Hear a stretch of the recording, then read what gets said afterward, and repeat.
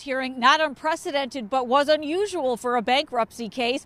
The judge began by laying out some ground rules. She said only survivors will be speaking during this hearing today. She said it's not on the record, it's not evidentiary, and she would not be asking any questions. From the court's perspective, the judge said today was a listening session and an opportunity to be heard.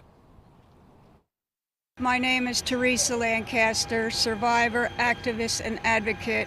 Annapolis attorney Teresa Lancaster was one of 6 adult survivors of child clergy sexual abuse to testify in federal court Monday amid the bankruptcy case of the Baltimore Catholic Church. I want to tell survivors out there, you come forward. We'll stand with you.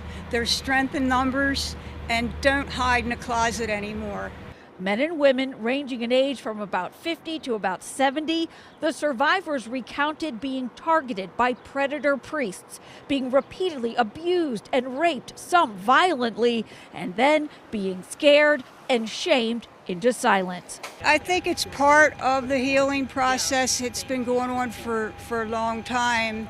The church filed for Chapter 11 last September, anticipating a flood of lawsuits when Maryland's Child Victims Act became law.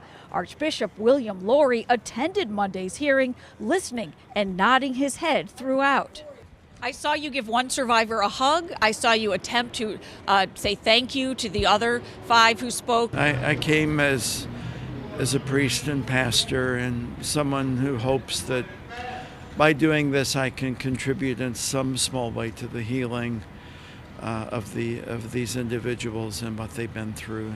But some here today said they don't buy it, given the church's other court actions.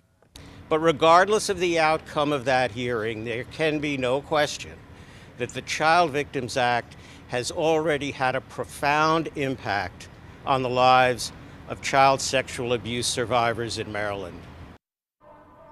Today's hearing was the first of 2 of its kind that the judge carved out and put on the court calendar. Reporting live outside U.S. District Court downtown, I'm Kate Amara, WBAL TV 11 News.